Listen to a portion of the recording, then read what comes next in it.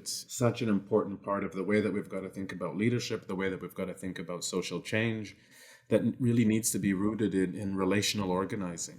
I think so much of the way that we interact with each other is largely transactional. Right. It's something that we've seen, in the last century, huge growth in, these kind of transactional interactions where we forget to actually connect and build community. We actually don't, we lose how to do that. And instead we're focused on consumerism and a whole bunch of other things. And we're made dizzy with a whole bunch of other things. But I think one thing that's really important and that I take away from any organizing that I've been involved in is how important it is to make sure we're making time to slow down and build meaningful relationships. Yes. You're listening to Dignity and Joy, a podcast from FoodShare. On the pod, we confront the systems of oppression that impact who has access to food and the land it's grown on, and who doesn't.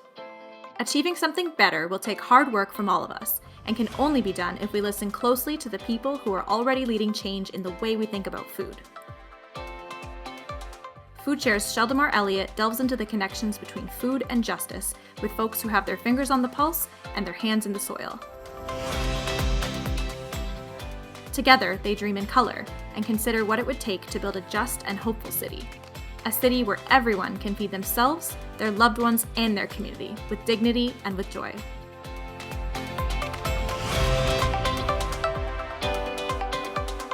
Hi, I'm Sheldomar Elliott, and welcome to this episode of Dignity and Joy, a podcast from FoodShare. Today, our guest is Paul Taylor. Paul Taylor is a lifelong anti-poverty activist who has committed his life to doing what he can to dismantle the systems and organizing principles that both cause and uphold poverty, food insecurity, and wealth inequality, including racism, white supremacy, and neoliberalism. In 2020, Paul was named one of Canada's top 40 under 40, one of Toronto Life's 50 most influential Torontonians, and voted as best activist by the readers of Now magazine. He's also the outgoing executive director here at FoodShare Toronto. And before he heads out, I didn't want to miss the chance to sit down and talk with him. So, welcome, Paul. Hey, it's great to be here, Sheldomar. Thanks so much for having me and for that lovely introduction. Of course. Thanks for being here. How are you feeling on this super foggy Toronto Thursday morning? It's all a bit bittersweet. It feels good that it's not snowing, I'll have to admit, but I'm missing those summer days, and also bittersweet because I'm in a moment of transition as I think about, leaving an organization that I've loved to what comes next. So it's all very bittersweet. Definitely. I mean, I'm really happy for us to be able to just sit here and chop it up, to say the least. And I'm sure we'll have some time to talk about FoodShare, but there's a lot that I'd love to explore in this conversation, and really happy to have you here. And before we get into it, of course, I want to start by acknowledging that I'm here in Toronto, and so are you, Paul. Sacred land that is the traditional territories of the Wendat, Haudenosaunee, the Anishinaabe, and the Mississaugas of the Credit, and that this territory is covered by the Dish with One Spoon Wampum Belt Covenants. At FoodShare, we think it's important to start any conversation on this land by recognizing the many nations of Indigenous peoples who presently live on this land, those who have spent time here, and the ancestors who have hunted and gathered on this land. I also want to acknowledge the many people of African descent who are not settlers, but whose ancestors were forcibly displaced as part of the transatlantic slave trade, brought against their will, and made to work on these lands. At FoodShare, we believe that advancing Indigenous sovereignty is deeply and inextricably linked to Black liberation, and we remain committed to advancing both. So, often how these things go, Paul, is I jump into an icebreaker to sort of get us into the flow of conversation, but I don't feel like you really need much of that because people know you. So I will save those kind of questions for the end of the conversation. But of course, this wouldn't be a FoodShare podcast if I didn't start off by asking you about food. So of course, doing food work can mean we spend a lot of time only thinking about food as survival, as sustenance, but of course we know it's way more than that. And I'm really curious about the role that food plays in your life, Paul, particularly comfort. And when you do think about that, what foods do you usually choose to prepare and why? Wow, very good question. And I rarely get asked questions about what I like to eat, so I appreciate the question. And okay, so the first thing I'd say is even before I dive into food is, I was listening to the land acknowledgement that you were giving, and I was just also myself feel like I would like to acknowledge, someone that's been really important to me on my journey over the last several years, and it's Crystal Sinclair, who's the board chair at FoodShare. And I was saying to her a couple of nights ago that I'm just so grateful for the opportunity to have learned from her. And I feel like, no shade to all the other board chairs I've had, but I've learned the most from her, and I've learned differently from her. So I'm so deeply indebted to her and to FoodShare for this experience. So just wanted to acknowledge that. But food, what do I think of when I think about comfort food? I like things that are, I'm not a really finicky cook. I like to be able to kind of throw something together really quickly. And I learned that if you like to throw something together really quickly, to get it to taste delicious, it's probably not a bad idea to have it roast slowly. So really, pretty much anything that roasts slowly or that I can figure out to cook at a slow roast is my jam when it comes to comfort food. Anything from a roasted chicken to confit chicken wings, yeah, cooking in their own in some oil. Yeah, pretty much anything slow and low. And is that something that you grew up enjoying, like roasted food, or is it something that you kind of came to enjoy in your adulthood? I think it has to do with the way that I think. I like food, but I want to make sure that I'm efficient in its preparation, but I want it to be really delicious. So I think one day I just stumbled upon this, this approach to cooking. It wasn't one that I really grew up with, I would say per se, but I just started, trying a bunch of things and discovered, oh, especially when it comes to, working at home in the context of a pandemic for me, and, being able to start something in the oven before the workday starts and have it time it so that it's ready for the end of the day is like magical. Oh, I love that. And I obviously want to keep going on food. So, like, if you were to open up your seasoning cabinet right now, what are your go-to, like, seasonings that you're just going to throw on whatever you're roasting, like, right now? Oh, you want me to share that on air? You want to go right up in my cabinets and We're, have me share all my private business it's for a virtual free? cribs. I Yep. don't know about that. So I'll tell you a few, but I'll probably keep a few in my back pocket. But Okay. definitely some cumin, whole and ground cumin. Definitely some smoked paprika. I also grew peppers last year, and I some chili peppers actually, and some Scotch bonnets. So I dried them last year. So I've got some dried peppers and a few other secrets that and things that I've collected along my travels. There's nothing like pepper, I swear. Like, having pepper in food is too delicious. And I'm biased, like, Scotch bonnet is my all-time favorite. So I deeply appreciate you growing that and enjoying that yourself. Oh, for sure. That is something that, was a major part of food that I had growing up, and food that my mother and her friends made that I got to enjoy. So it feels pretty special to be able to grow Scotch bonnets myself and then to be able to cook with them. And also being a resident in the Parkdale area, I know you're surrounded by incredible food. I keep hearing about these Tibetan momos and I've yet to try them myself, but I know that's something that needs to happen. Yeah, yeah. Everybody needs to just eat as many momos as they possibly can. Momos are fantastical. I'm glad you're not asking me which Tibetan restaurant in Parkdale or which momo is the best, because I would certainly get into a lot of trouble. But Yeah, I can't yeah, put you on blast like that. no, no, you already tried to get into my spice cupboard, so I gotta be careful here. This is just the beginning, so hold on to your chair, Paul. Okay, okay, okay, okay. I'm tied on. Yeah. Well, maybe we'll shift into a little bit about FoodShare. And of course, in the time that you've been the executive director at FoodShare, there's been a real change from people understanding it to be a food security organization to more of a food justice organization. And the leadership team that you've headed has made up to do a lot of different things to essentially not accept the nonprofit status quo. So I really would love to hear you talk to some things that you're most proud about achieving at FoodShare. That really is a tough question to answer, because I really am the kind of person who, I like to get some things happening and then keep it moving, and I move on to the next project or the next focus. So I don't often spend a lot of time. I should spend more time sitting and reflecting in the things that I'm the most proud of. But I would say, certainly working with the team. In fact, I would say the entire organization, because I think everyone plays a role in this. Being able to collectively say that $12 an hour is not enough for our colleagues to live on. It's not enough for our colleagues to be able to access our vision for the organization. So it's unacceptable. So, the work that we've done to increase salaries, especially for those at the bottom of the pay grid, being a living wage employer and beyond, I think about the kind of tangible impact that has on people's lives and the stories that I've heard.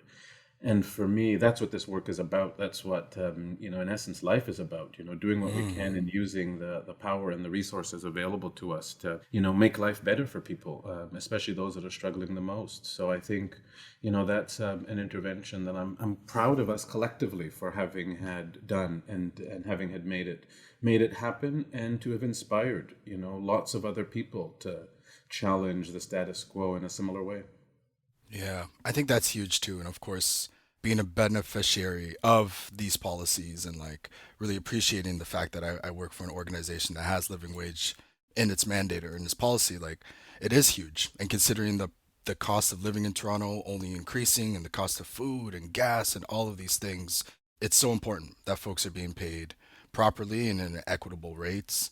And I think in many ways, FoodShare is sort of leading that. And there's a lot of other organizations that are looking at FoodShare and being like, wow, this is really a model for maybe how we should take care of our employees or pay our employees or whatever the case is.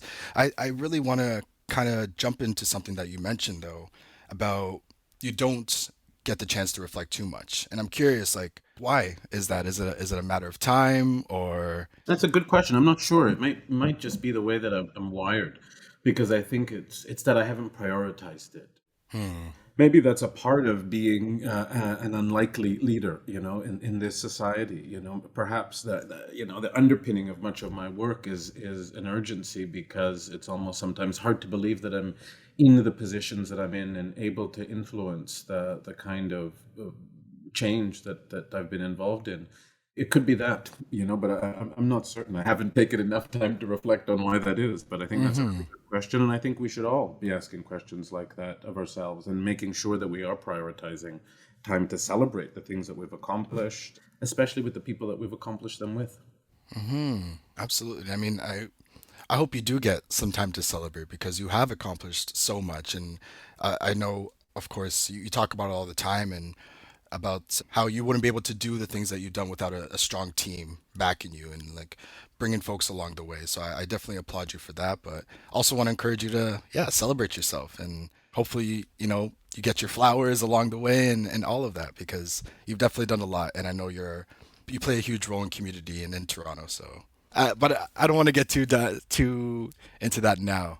But it does lead me into my next question. And forgive me if I'm coming across as Oprah, but to put you on the spot as a leader who has championed so much, like how does that feel? And I know that you don't get too much time to reflect on that, but how do you view yourself as a leader? Hmm.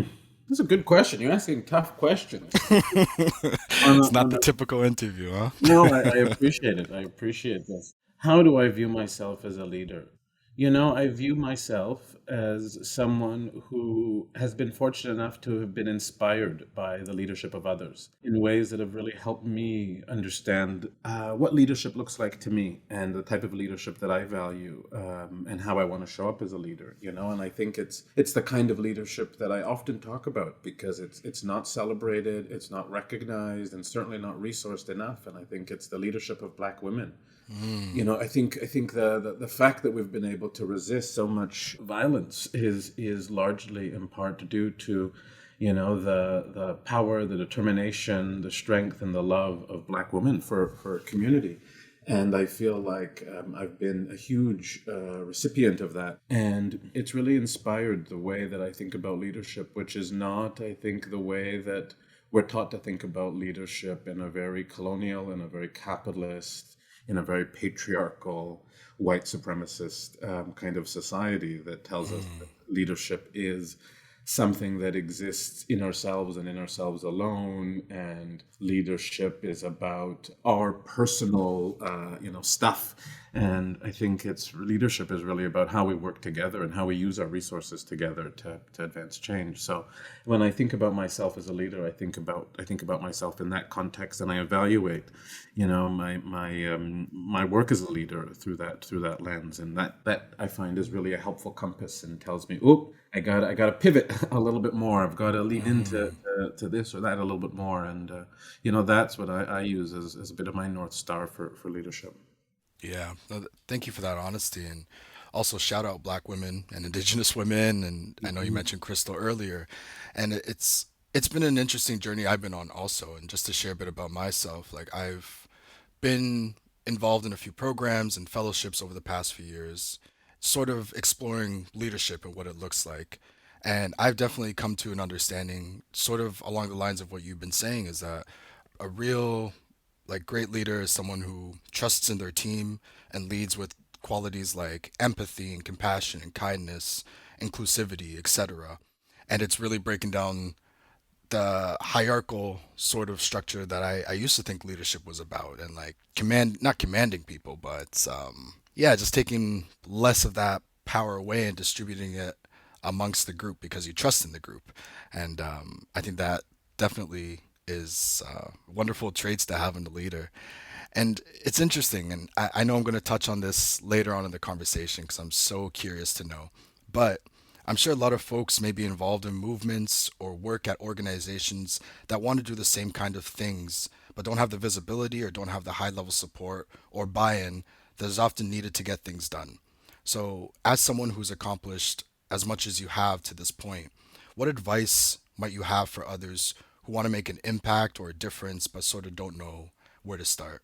I think not paying attention to a lot of that noise. There are so many ways that change happens, and who society recognizes, whose labor gets recognized, is also influenced by patriarchy and all kinds of things. Classism. So I think it's important to try our best not to pay attention to that noise, because I think about where I started along this journey, and I felt like I was certainly not a lone voice, but not one that was treated with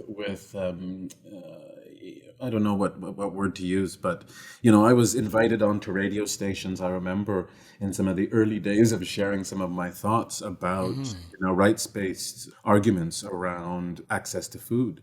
And the inadequacy of food banks. And I remember the kind of vitriol and the anger that I would receive from either people calling in or just hostile hosts, or hosts who didn't even realize that they were, I think, had been so, their thinking about what was possible and how we support one another had been so co-opted and so limited. So I just kept going and continued to do that alongside looking out for, people who were like-minded, people who had similar values, people who were at other parts of the country. I remember folks like Karen Secord at the Parkdale Food Center there. I remember her talking about how craft dinner was inadequate for folks accessing their food bank. And I remember the same kind of vitriol that she faced. So I reached out to her and I said, hey, friend, how can we support one another? And I think that's been an important part of my journey, and an important part of advocating for things is no change can happen on our own. So I think making sure that we're consistently looking out for the people that are either doing this work before we even showed up on the scene, or the people that are doing this work parallel to us, and thinking about how we can collaborate, we can support each other, or even just be there to listen. I think that's been super helpful for me. Yeah, thank you for sharing that. I'm caught up on this word they use, noise, and I feel like there is so much noise nowadays, especially in this era of social media. It's so easy to get lost in everything, to say the least. And to this work, especially, like burnout's real. And I think it's so important that we take care of ourselves. And that's sort of why I started this conversation off with understanding what food speaks to you, what food brings you comfort. Because, yeah, this work isn't easy all the time. And I feel like you're someone who comes to things with such a sense of possibility. But like to just kind of shift a little bit and to get a little vulnerable and personal, Mm. like, does stuff ever get you down? Honestly, and like it must, right? Like as people, as humans, and as someone who's so connected and aware of what's going on, I think folks would love to know, like, what do you do when that happens, if that happens? Hmm. That's a really good question for a Thursday morning, Sheldamar. Thank you so much. I appreciate that. Got you in your Yeah, feels already, huh? look forward to when I get to interview you next. I do have a pen and paper handy here. I'm writing my questions as we speak. But okay, so what do I do? I lean into humor a lot. I Mm, recognize, my frame often is that it could be a lot worse. And I sometimes think, that I've had the good fortune of experiencing much worse. And when I say good fortune, I mean, I learned about what it was like to try and keep warm in Toronto when it was very, very cold outside without heat and electricity. That mm, was a real struggle. But actually, because it was our daily experience for large portions of my childhood, it became normal. So even that became, probably as I was experiencing it, I'm sure there were days where I was reminded of how awful it is, but it became normal. It became the everyday. So a lot of things, I think I've had the good fortune of having had that experience, because when a lot of things pop up that sometimes people feel is, the end of the world, or impossibly difficult to navigate or overcome. I think about, yeah, being a child and navigating those experiences and how difficult that was. And, often the things that pop up really pale in comparison. So I mm. try my best to put them into context. So yeah, I think the thing when I do get down, I find that it's because of, I think, how much our thinking has been co-opted, and how much people really think that big change isn't possible, and have bought into, like, little tinkering is all we can fight for, and conversations around policy windows and all of that, noise again, is what should guide us. And I'm just not sure that's the case. I hear that, and I definitely don't want to dive too deep into your childhood because I know that might be hard to talk about. But I'm gonna jump into something momentarily. But I do want to kind of stand on this point about humor. And again, not to generalize all black folks, but I feel like there is a tendency amongst the black folks I'm around, at least in my family, to laugh about things when things get hard. And I think that might be, a part of our resiliency and finding light in really hard times and space. And I guess on that point of humor, like, do you have any go-to like ways of like laughing, or is it just like in the moment kind of jokes, or is there media that you consume that kind of helps you take your mind off things? Like, what does that look like for you?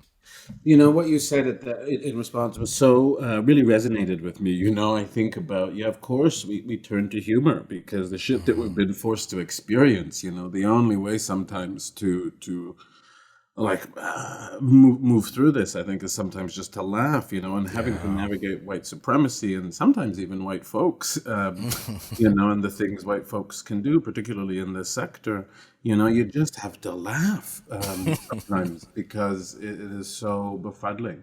What are some of the things that I go to? Oh, I feel like sometimes my life presents a whole bunch of opportunities to laugh, just Those are the most genuine moments, right? yeah, yeah, just in showing up the way that I do. I think, yeah, I don't necessarily need a particular TV show. I think sometimes just a look on someone's face when I've asked a particular question is enough to humor me for a while. Yeah. So yeah, I don't know. I don't know if I have a particular. Yeah, I don't really have a particular, like, comedy show or comedy podcast or comedian. Yeah, no, that's okay. I was just curious. And I feel like if anything for people to take away from this conversation at this point is that laughing is medicine. So please laugh as much as you can because it helps. Hmm. To take things back, and you kind of just started touching on things, I've heard a lot of interviews with you where you've been really open about your childhood experiences, especially around poverty and food insecurity, and connecting those with systems of oppression and government inaction that cause both. But I haven't heard you talk too much about your studies and your early career, and I know I've talked to a lot of folks who are curious about young Paul.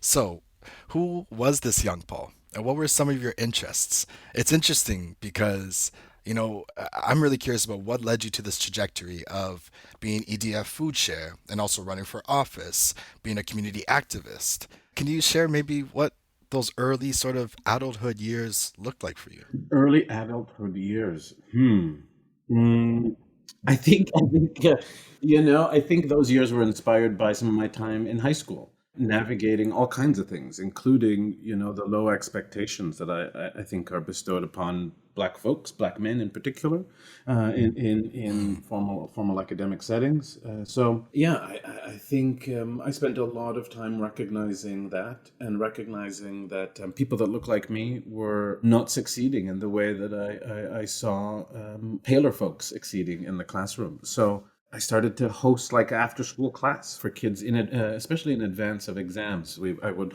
find an empty classroom and predominantly Black folks, predominantly Black boys on the basketball team, and some of their friends and some of my friends. We would all study together, and I would stand at the front of the class and review the material. And I think what folks didn't realize is, reviewing in that way was the way that I reviewed. And it was really helpful for me. But I also recognize that it was really helpful to folks to have somebody look at them as if they could succeed and that they were intelligent and that they deserved being taught to and that education was something that truly was a right. So I think those things inspired pretty much how I looked at life and work, and recognizing that there are these systems that we don't talk about enough that affect, who is able to access success, who isn't, or who struggles to access success. So yeah, all of those things affected, I think, who I was in my early 20s. I started off as a teacher. I remember my first day teaching, actually. I was an emergency supply teacher, and I taught at a school. It was like senior kindergarten kids. Oh my goodness, I developed so much reverence for people who do that work because they are saints or whatever. They are magicians, unicorns. I don't know, but I quickly learned that work is not necessarily for me. And I really enjoyed, being able to have conversations with young people as they were shaping their kind of thinking, their political awareness, their soaking in the world and how systems work. And I think that was a place where we lost folks, that we spend so much time teaching people how to add and subtract and long division and all this shit that you can do on a calculator Thank when you. really we haven't taught the important lessons, global citizenry and how to really think about our responsibility to community and to one another, and to this planet. So I was a passionate teacher for several years. So that was early Paul, enjoying being in my early 20s as a teacher in Toronto. Enjoying my weekends almost as much as I enjoyed my time in the classroom, or maybe even more. Yeah. So See that I need the tea on that because I want to pick back up on this education stuff, but I find it funny how you went from education like high school, talking about school, to like being a teacher. But yeah, what what were you up to outside of the classroom? Like, what were those weekends like? Please share. Oh, I was at home catching up on my readings, my knitting. I don't believe it. I I don't believe. was, my weekends, probably in my early 20s, where I learned to roll a joint really, really well, a really tight joint. I won't even tell you stories about trying to roll a joint before that and the ways in which I made my friends laugh. On the weekends, what else did I learn to do on the weekends? I learned that it was, inappropriate to dance on tables at establishments, and that people remember that if you do that once, they remember the next weekend. If you attempt to do that again, memories are long, and they'll try and prevent you from getting in. So, I had to learn how to be creative both in the classroom and certainly on my weekends. I love that. I don't know why I'm envisioning you like stumbling into class on Monday in the best way and like the biggest smile on your face. Also, where I developed an appreciation for coffee. Oh yeah, Yeah, of definitely, course. definitely. Working with people with big, big, almost gallons of coffee, I learned very quickly why that was helpful. And I think that leads me to my next question here. And you started to touch on, well, you did talk about your experience teaching and how you found out eventually that it wasn't for you, and that's completely okay. But what were some of those takeaways that you feel like you brought into your thinking now, or maybe in the ways that you're doing things now? I learned so much as a teacher. Mm. And I was given this position as the person who stood in the front of the class. So I realized that, kind of regardless of the positions that people put us in, I think we always have lots to learn and we all have lots to teach. So I think for me, I've always been curious to seize opportunities to learn from others. And if I've felt like I've had something to share that might be useful to a group or to an individual, I've also seized opportunities to help in those ways. I think that's so important. Well, I also know that you spent some time out in Vancouver, and those were sort of your early days of the nonprofit sector. Can you share a bit about like what took you there, of all places? I had never been. Fair. I saw people. I would watch the news sometimes, and I would see people talk about Vancouver. I was like, it looks nice. That's pretty.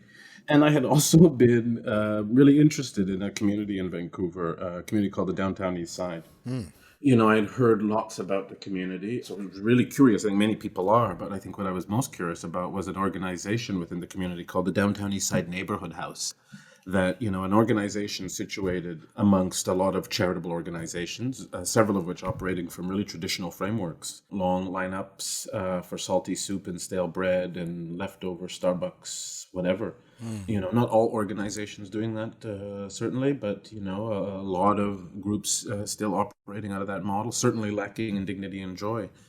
So I was really inspired by the work of the Downtown East Side Neighborhood House that really centered rights and that was really interested in collaborating with low-income people to dream about something better and something centered on, fundamental human rights, the right to eat, the right to housing, so really learned a lot about organizing alongside not just other low-income folks or people with experiences of having low incomes, but also people who were street involved, who were homeless, who were houseless. Really learning about also at the same time how to build organizations that spoke to the lived experience of people that were houseless or people that were street involved. It was a huge, huge learning for me that I feel so grateful to have experienced because it's something that I take with me and as a part of my, organizing tool belt, I suppose. And just those memories and those stories and those friendships and some of those successes together, or even just those laughs together, are things that will always stay with me. I love that. And I've never heard about this community, so I might have to just take a look into what they're up to now. How long were you out there for? I lived in Vancouver for almost 6 years, and the Downtown East Side is a really interesting community. It's often referred to as Canada's poorest postal code. I think it's one of those communities that is often mischaracterized. It's certainly a community that has had to navigate chronic underinvestment, but I feel like it is a community that's rich in a lot of things, rich in spirit, rich in sense of community and kindness. It was just, I was I've had so many wonderful experiences interacting with folks on the Downtown East Side and being a recipient or a benefactor of some of the incredible kindness that people display each and every day. And I love Rich in Spirit. That Mhm. yeah, that really resonates with me and some of the tremendous folks I've met, even in my journey. So yeah, that's real. And it's interesting. Folks say, hindsight is 2020. So I guess after all that you've done, in Vancouver and coming back and applying what you learned there here, what are some things that you wish you'd known as you were starting out and figuring stuff out, like back in those teacher days? I wish I knew that imposter syndrome was, a nice way of saying white supremacy and a whole bunch of other things, ableism, Mm. heteronormativity. I wish I knew that because I feel like it would have saved me a lot of time and would allow me to focus my energy a little bit more. And also in the way when I reflect on, supporting people to think through what I then thought was imposter syndrome and what they thought was imposter syndrome, I think instead placing blame and responsibility where it belongs, I think is really important and recognizing how we need to focus our energies to make spaces more inclusive is more, I think, more impactful for me, in my opinion, than focusing on a conversation surrounded around imposter syndrome. Hmm. I'm not an imposter, actually. I belong in the spaces that I belong in all the spaces. We all belong in all the spaces. Exactly. The fact that other people try and tell me that I'm an imposter is not necessarily a me problem. That's maybe them or society problem that I'm going to try my hardest not to let stop me or hold me back from doing the things that I think need to get done. I couldn't agree with you more. And I know it's something that a lot of folks that I'm speaking to are still trying to navigate, is like not feeling like they're good enough to be in the spaces and places they want to be. But I think just knowing that it's rooted in white supremacy, and if once we start to understand that and sort of unravel those layers, then yeah, to your point, we can understand that we do belong in all these spaces, as long as we're showing up, of course, authentically and in our most genuine selves. We do belong. We absolutely belong. In fact, we're late. Yep. It's like Hey. the invitation got lost. But Hmm. we're here now, and we're showing up, and we're changing the way this works, and changing the ways the invitations get issued in the first place. Yes. Yeah, we definitely belong here. Yes, definitely, definitely. Since coming home to Toronto, like after Vancouver, and again, just kind of staying on that point there, I know that you must have stayed plugged into things that are still happening over there on the West Coast, and also knowing that you've visited lots of spots across so-called Canada. What differences and similarities have you picked up on?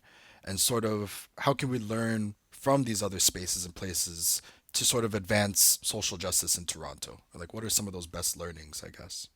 I'm not sure, but yeah, I guess my answer to that is I'm not sure. But Hmm. what I would offer is that, I saw an image that I thought was really powerful recently. And it was the image, during the QP strike, the recent QP strike, it was the image of various union leaders on the stage together in solidarity with QP. I don't remember ever having seen something like that before. And then I think about how quickly things started to move and change after that happened. And for me, it's a reminder of solidarity and the incredible power that we have collectively when we do spend that time. If we're inspired by an issue, or if we want to see change in some way, spending that time to really think about and explore who's doing work on this issue already, I think is so important. And being able to collaborate and add capacity, add our experience, and support one another is so key. It's been a huge part of how I've been able to be a part of advancing meaningful change. And I just think it's such an important part of the way that we've got to think about leadership, the way that we've got to think about social change, that really needs to be rooted in relational organizing. I Mm, think so much of the way that we interact with each other is largely transactional. right. It's something that we've seen, in the last century, huge growth in, these kind of transactional interactions where we forget to actually connect and build community. We actually don't, we lose how to do that. And instead we're focused on consumerism and a whole bunch of other things. And we're made dizzy with a whole bunch of other things. But I think one thing that's really important and that I take away from any organizing that I've been involved in is how important it is to make sure we're making time to slow down and build meaningful relationships with one another outside of the issues that we might be collectively advocating against or for. Relational organizing is pretty critical to building solidarity, is pretty, I think, critical to effective movement work. Definitely. And on the point of relationality, that's something that I've been so, at least trying to be super mindful of, just in the ways that I move throughout the world. And of course, in some cases, it's just hard to be relational with some people. And a lot of folks, their default is transactional because, again, of just how we've been conditioned. But I agree with you that there's so much power in relating with one another and, joining forces for a bigger cause. That's how a lot gets done. So, of course, with your time at FoodShare wrapping up, I have no doubt that everyone has been out here asking you, what's next? What's next? And I don't want to put that kind of pressure on you, but I really would like to know, like, what is something that you're excited for? And I will say, I've never put rules or anything on anybody on this podcast, but you cannot say anything about FoodShare at all. I'm, um, I'm excited to get a bit of my evenings and weekends back. Yes. I'm excited to spend more time in the kitchen. I'm excited about spending more time with loved ones. I'm excited about taking in my city differently. I'm Mm, excited to be curious in different ways and to be inspired in different ways and to slow down and to focus on, I think the nonprofit industrial complex, certainly conditions many of us to be transactional. mm, and yeah. So I'm looking forward to being really intentional about the relationships in my life, and the learning that I think I still have yet to do. Hmm. Oh, I love that. And thank you for sharing all that. Well, I think we're nearing the end of the conversation here. And as I mentioned, I often ask like icebreaker questions at the beginning of a conversation, but I thought it might be fun to end it off with a bit of a lightning round today. So, how are you feeling about that? Hmm. We can give it a try. Let's give it a try. It won't be too wild. I think you've already shared enough, so I won't dive too far How in. many passes do I get? Zero. Zero, zero. Phone a friend? No, nothing. You could phone a friend, yeah. Okay, okay. But you may not need it. So let's see how you feel about this first one. What is your most unpopular opinion? Phew. Now we're in the thick of it, huh? Hmm. My most unpopular opinion. I think I've got some opinions marinating about some of the political leadership in this country. Mm, And they may or may not, they may be popular, they may be unpopular. I'm not sure. I haven't tested them out, but yeah, I'm certainly sitting in some thinking about some of the ways that change gets impeded. that's real. That's super real. Next one. What are you watching? Or maybe what do you feel like you need to catch up on or binge now that you're getting all this time? I used to watch the news a lot more often, but I find these days, I'm working into the evenings on a few different projects, and I find that by the end of the night, I am ready to sleep, like my eyes are closing. So I look forward to even just watching the news to see what's happening in the world, and spending a little bit more time, yeah, seeing what's on TV. Like, I don't even know what's on TV, because I feel like I haven't had a lot of time or haven't prioritized necessarily, watching as much as I could. So that's another thing I look forward to, catching up on some television. Yeah, you deserve it. I mean, if I can give you a recommendation, if you don't mind, Please, all the recommendations. Abbott Elementary is such a good one. It might pull on your teaching days, but I think in the best way. And I think you'll really enjoy that over the next whenever time you get to dive into stuff. All right, I wrote it down. If I don't like it, I'll loop back, and if I do like it, I'll also loop back for another recommendation. Good. That sounds great. Next one, and you sort of touched on this, but what's an issue you think needs attention and you wish folks were talking more about? I think about I think about the way that people go from being in community to politicians. Mm, And I think clearly there's something wrong there, mm, because we've been churning out, in large part, the same types of politicians. And, certainly there are some great politicians, and I don't want to paint them all with this kind of brush, but aggregately, when we look at, dials moving on the issues that are really important to me, issues like poverty, issues like food insecurity, issues like challenging anti-Black racism, issues like indigenous sovereignty, access to clean drinking water, mm, these things, I think, when we elect people who don't understand or haven't lived the urgency of the issues that require urgent attention, they respond with the kind of ho-hum,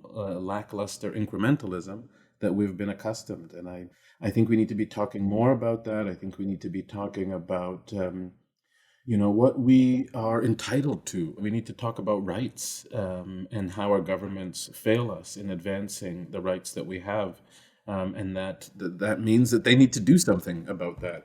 I think that needs to be much more of a mainstream conversation, less about handing out day old bread and whatever else, mm. or three-legged potatoes, or leftover whatever from anywhere. We should be talking about why people don't have the things that they need in a country that's as rich as this one. I could not agree with you more. And I feel like we could spend an entire episode diving into that. But unfortunately, we're not there. Last two. Episode 3. Episode. You'll be our first returning guest. I'm so excited already. Second last question here. What are you listening to? Like, what is your go-to jams, music? I'm such a music head, so this is a question I'm so keen on knowing your answer to. What am I listening to? I'm listening to Beyonce's latest album. Okay. I think I'm still enjoying Beyonce's latest album. Yes. I think about releasing my job, and I feel like she might be onto something.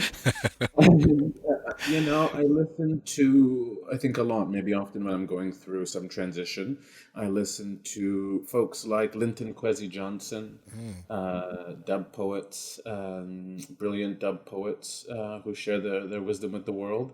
So right now I've been finding myself listening to a lot of Linton Kwesi Johnson, folks like Muta Baruka, and even some old school reggae, some Beres Hammond, and folks like that. Yeah, no, that's dope. I'm actually not so familiar with these people, so I might have to give them a listen later. And I love dub. Oh yeah, you're gonna you thank me later. I will. I will. I recommend. I do this with a lot of folks, but I recommend the People's Court One and the People's Court Two by Mutabaruka, and anything by Linton Kwesi Johnson. I think is really good. People's Court. Got it. Now I know what I'm listening to later. Um, Sweet. And you said Munta. How would I spell that? Mutabaruka, Mutabb, I think Aruka. Got it. Sweet. I'm gonna check this out. Thanks, Paul. Last question. Maybe the most important, but not really. If you could have dinner with three people, living or dead, and not related to you, who are those folks? That's a good question. I would have to take. I spend a lot of time thinking about who I want to invite into my home. So if it's a dinner inside my home, I couldn't answer that in the amount of time that we have. But someone else's home. I like free food. It's one of my favorite flavors. So I'm accepting invitations. Especially when I have a little bit more free time. So. That's I'm accepting invitations, and maybe ask me that question a year from now, and I'll tell you whose food I've enjoyed and whose food who I'd like to go back and enjoy some more food with. Yeah, I like that. You're saying you wouldn't go for dinner with Muda Baruka? I don't know if he talks too much. I don't know. I don't know. I've never met him. I don't know. I like his music, but I don't know. That's about all. So I'm not sure if I'm. It's we're in dinner place quite yet. I hear that. I think that sort of wraps up this conversation, and I can't thank you enough, Paul, for chatting with me today and getting into everything. This was a lot of fun, and again, thank you. Oh, I had a lot of fun as well. You are an incredible interviewer. I don't think I've quite done an interview like this. And I think the whole time that I've been speaking with you, I've been I've been thoughtfully jotting down the questions that I have for you. When I think you should invite people that you interview to come back again, but let them interview you next time. You've got so much brilliance to share with the world, and I think I would love to be able to flip the script and tease out some of that brilliance for some of your listeners. Thank you. I would actually love that. I cannot lie. I would get so nervous because I think I definitely can overthink some things, but that would be a lot of fun. So I'm open for it. And Andrea, if you're listening, let's get on that. Oh, of course she's listening. She's Yes, listening. Of course she's listening. Our colleague Andrea Thompson at FoodShare is definitely listening. So here, it's happening. Hopefully. it's happening. It's happening. Thank you so much, Sheldomar. I've really enjoyed this. Of course. Thank you, Paul. That is it for this episode. If folks want to know, you can find Paul on social media at Paul Taylor TO. And Dignity and Joy is a podcast from FoodShare Toronto. We're a food justice organization advocating for the right to food and working to challenge the systemic barriers that keep people from accessing the food they need to thrive. You can learn more about our work at foodshare.net. Support for this episode comes from Hain Celestial Canada. And if you have feedback on the pod, we'd love to hear from you. You can send us an email at info@foodshare.net or on our social media. We're at FoodShareTO on Twitter, Facebook, LinkedIn, and on Instagram. Dignity and Joy is produced in collaboration with Lead Podcasting, with sound engineering and editing by Michael Allen. The production team at FoodShare is Renee D'Souza and Andrea Thompson. Special thanks to Amanda Cupido. Thank you so much for listening.